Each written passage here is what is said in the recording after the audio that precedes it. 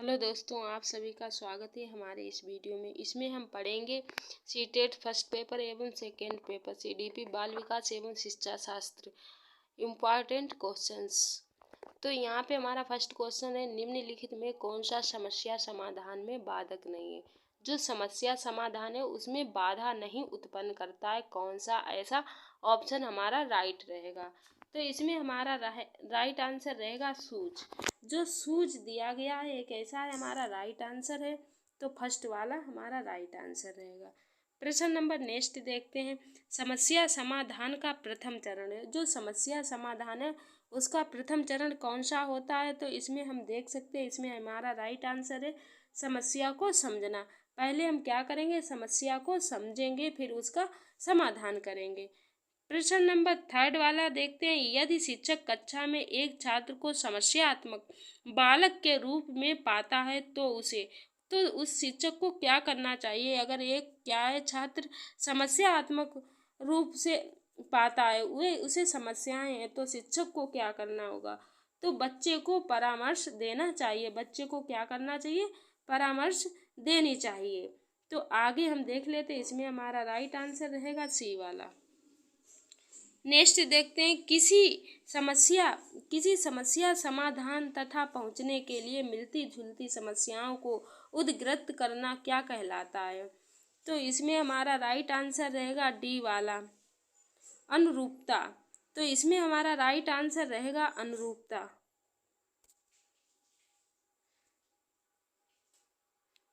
प्रश्न नंबर 5, समस्या समाधान क्षमताओं को किस प्रकार सुसाध्य किया जा सकता है। जो समस्या समाधान की क्षमताएं उन्हें किस प्रकार से सुसाध्य किया जा सकता है, तो इसमें हमारा राइट आंसर रहेगा समरूपों के इस्तेमाल को बढ़ावा देकर, या विद्यार्थियों में डर की भावना पैदा कर, या लगातार अभ्यास तथा कार्य विनिमय पर जोर देकर, या समस्याओं के हल हेतु अटल प्रक्रिया के इस्तेमाल को बढ़ावा देके। तो इसमें हमारा राइट आंसर रहेगा फर्स्ट वाला। इसमें हमारा राइट आंसर है 5 का फर्स्ट, समरूपों के इस्तेमाल को बढ़ावा देके। प्रश्न नंबर 6 दिया है, एक शिक्षक बच्चों को प्रभावी रूप से समस्या का समाधान करने में सक्षम बनाने के लिए किस प्रकार से प्रोत्साहित कर सकता है। तो इस 6 में हमारा राइट आंसर रहेगा सी वाले, बच्चे को समस्या के बारे में सहजानुभूत अनुमान लगाने एवं बहु विकल्पों को देखने के लिए प्रोत्साहित करके। तो इसमें हमारा राइट आंसर रहेगा सी वाला। प्रश्न नंबर नेक्स्ट 7 देखते हैं, किसी भी बालक की समस्याओं के विषय में पता लगाने के लिए कम उपयोगी मनोवैज्ञानिक विधि, सबसे कम उपयोगी कौन सी मनोवैज्ञानिक विधि है। तो इसमें हमारा राइट आंसर रहेगा सी वाला, निरंतर प्रयास की आदत।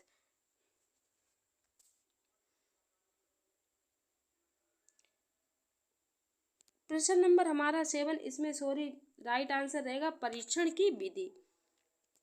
प्रश्न नंबर 18,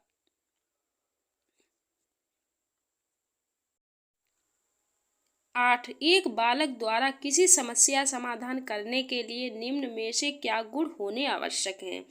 तो इसमें हमारा राइट आंसर रहेगा भाषा का विकास होना चाहिए, स्वावलंबी होना चाहिए, निरंतर प्रयास की आदत होना चाहिए। तो ये सभी, इसमें हमारा राइट आंसर रहेगा डी वाला। प्रश्न नंबर 9, किसी समस्या संभावित समाधानों का परीक्षण कहाँ किया जाता है। प्रयोगशाला में, विद्यालय में, घर में, कहीं पर भी। तो इसमें हमारा राइट आंसर रहेगा डी वाला, कहीं भी करा जा सकता है। अगर कोई भी समस्या है उसका समाधान करना चाहते हैं तो हम कहीं भी कर सकते हैं। प्रश्न नंबर 10 देखते हैं, जब पूर्ण प्राप्त अनुभव नवीन समस्या को हल करने में सहायक होता है तो उसे क्या कहा जाता है। जब क्या है, एक हमने सीख लिया है अनुभव, तो वो दूसरे में भी काम आ रहा है। अगर हम एक कार्य सीख रहे हैं तो वो हमारे दूसरे कार्य में भी काम आता है। जैसे हमने साइकिल चलाना सीख लिया तो मोटरसाइकिल चलाने में क्या है, हमारी मदद करेगा। तो ऐसा हमारा इसमें राइट आंसर कौन सा रहेगा, धनात्मक स्थानांतरण। प्रश्न नंबर नेक्स्ट देखते हैं, 11 बालक की त्रुटि नियंत्रण का सही सिद्धांत है। जो बालक की त्रुटि है उन्हें नियंत्रण का सही सिद्धांत कौन सा होगा। तो इसमें हमारा राइट आंसर रहेगा स्वयं सुधार, स्वयं सुधार। तो प्रश्न नंबर 12 देखते हैं, किसी बच्चे के चिंतन में आयु के बढ़ने के साथ साथ किसकी प्रधानता बढ़ती है। अगर कोई बच्चा की आयु बढ़ रही है तो उसके साथ साथ किसकी भी प्रधानता बढ़ती जाती है, तो समस्या समाधान की। प्रश्न नंबर 13 दिया है, समस्या समाधान की विधि का एक पद है। जो समस्या समाधान है उसकी विधि का एक पद है। तो इसमें चिंतन और शाब्दिक निर्देश देना, ये भी हमारा राइट रहेगा। बालक के प्रारंभिक व्यवहार को ज्ञात करना, ये भी हमारा राइट आंसर रहेगा। समस्या समाधान मूल्यांकन करना, तो ये भी हमारा राइट आंसर। तो उपरोक्त में से सभी। प्रश्न नंबर 14 देखते हैं। 14 हमारा क्या दिया गया है, बालक के लिए समस्या समाधान आवश्यक है। तो किसके लिए समस्या समाधान आवश्यक है, सृजनात्मक विकास के लिए। तो इसमें हमारा राइट आंसर रहेगा ए वाला, सृजनात्मक विकास के लिए क्या है, समस्या समाधान आवश्यक है। प्रश्न नंबर 15, आप देर से आने वाले छात्र की समस्या का समाधान कैसे करेंगे। आप जो देर में बालक क्लास में लेट आ रहा है तो उसकी समस्या जो भी है उसका समाधान आप किस प्रकार करेंगे। तो इसमें हमारा राइट आंसर रहेगा ए वाला, उसके पाठशाला में देर से आने के कारणों को क्या करेंगे, जानेंगे। बच्चे का क्या कारण है जिसके कारण बच्चा क्या कर रहा है, क्लास में लेट आ रहा है। तो प्रश्न नंबर हमारा राइट रहेगा फर्स्ट वाला। 16, शिक्षक के अतिरिक्त निम्नलिखित में से सभी कार्यों को करते हुए समस्या समाधान को विद्यार्थी के लिए आनंददायी बना सकता है। तो इसमें हमारा राइट आंसर रहेगा जो हमारा प्रश्न नंबर दिया गया है 16। तो इसमें है जब विद्यार्थी क्या करते हैं, स्वयं कोई कार्य करने की कोशिश कर रहे हैं तो उनमें से क्या है, परिपूर्णता की अपेक्षा करने। प्रश्न नंबर 17, निम्नलिखित में कौन सी विशेषता समस्या समाधान उपागम का विशेष चिन्ह है। तो इसमें हमारा राइट आंसर रहेगा सी वाला, समस्या कथन में संकेत और अंतर्निहित रूप से दिया होता है। तो इसमें हमारा राइट आंसर रहेगा सी वाला। प्रश्न नंबर नेक्स्ट देखते हैं, निम्नलिखित में कौन सी समस्या समाधान की क्या है, वैज्ञानिक पद्धति का पहला चरण है।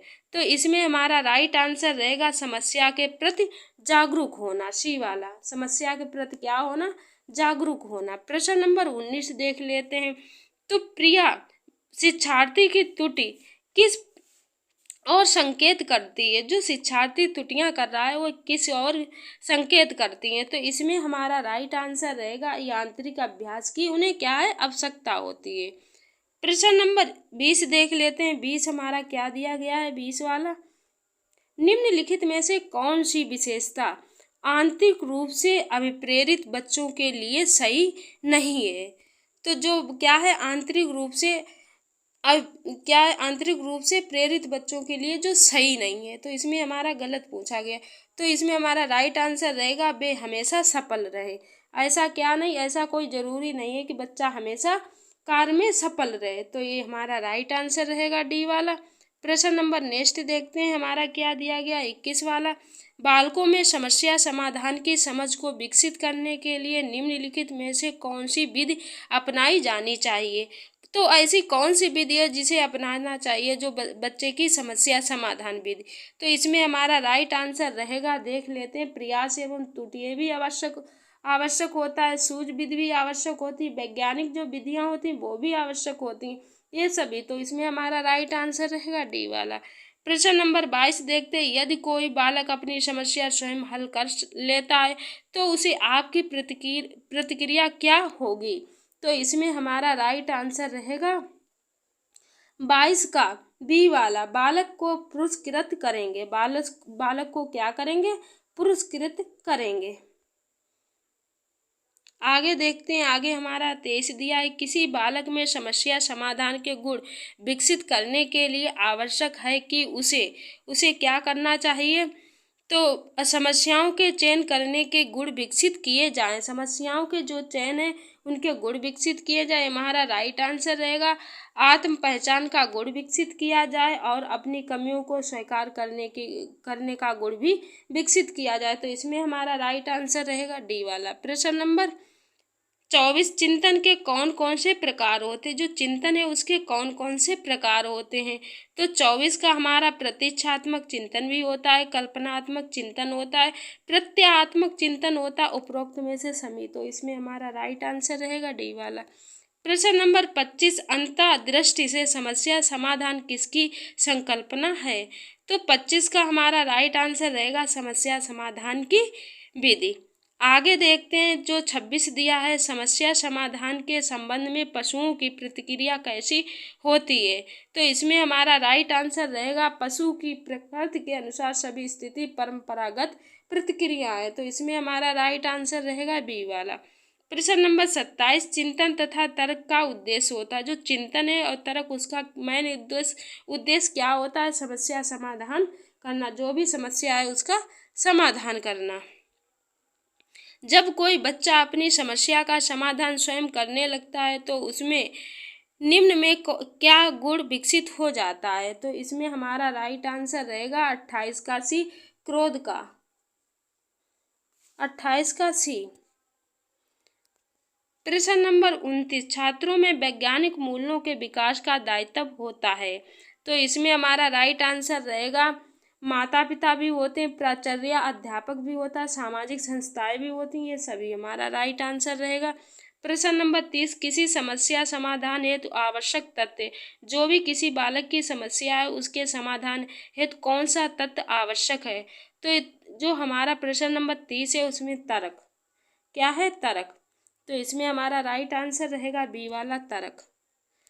प्रश्न नंबर 31, बच्चे के बारे में निम्नलिखित कथनों में कौन से सही हैं।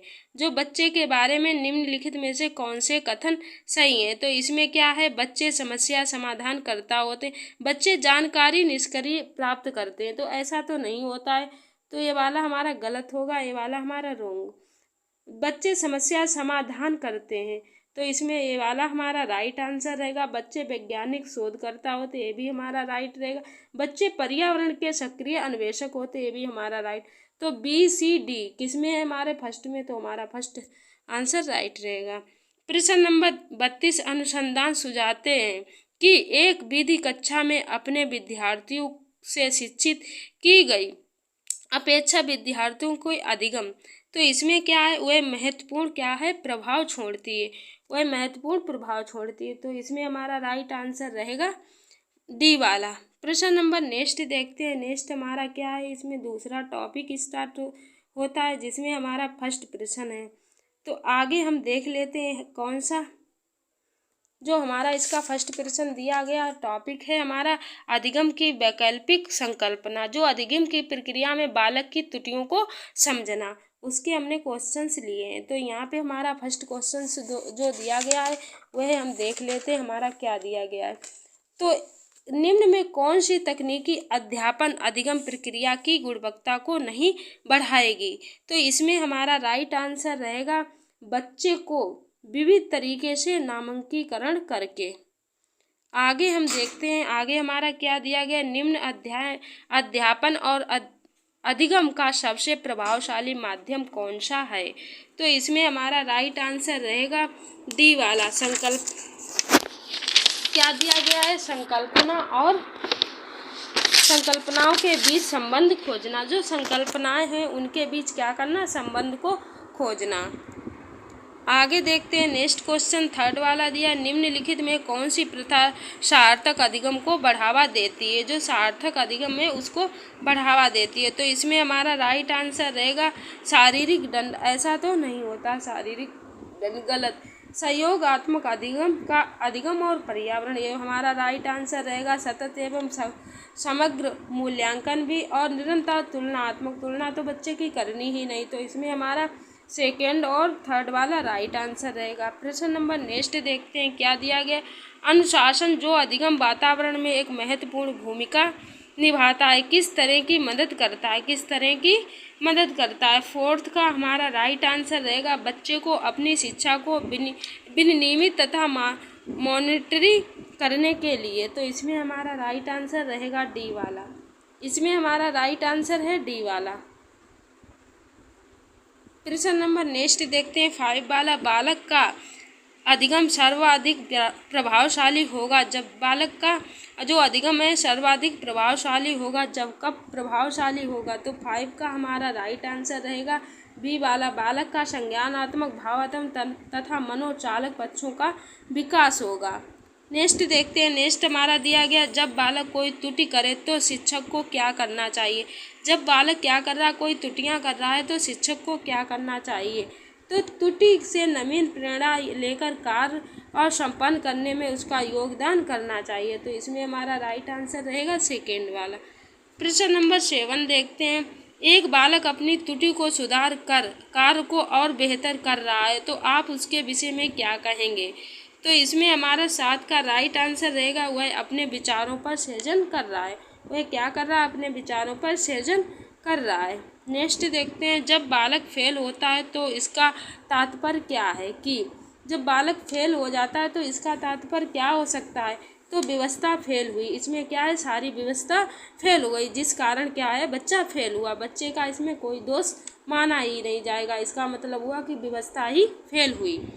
राइट आंसर देख लेते हैं कि ज़्यादातर बालक गणित विषय में त्रुटि क्यों करते हैं।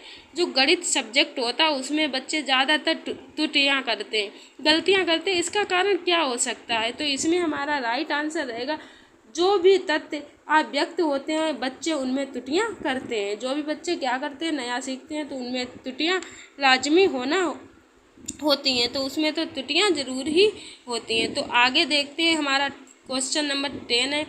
छात्रों की पढ़ाई में रुचि न लेने का कारण है कि अगर छात्र क्या कर रहे हैं, आप पढ़ा रहे हैं, छात्र उसमें रुचि ही नहीं ले रहे हैं, आप पढ़ाने जा रहे हैं, बच्चे क्या कर रहे हैं, वहाँ चिल्ला रहे हैं, शोर कर रहे हैं, तो क्या है, उसमें वो पढ़ाई में रुचि नहीं ले रहे। कौन सा कारण है जिसके कारण बच्चा ऐसा कर रहे हैं। तो शैक्षिक पाठ्यक्रम की विषय वस्तु की गुणवत्ता ठीक ना होना, जिसके कारण क्या कर रहे हैं, बच्चे रुचि नहीं ले रहे हैं।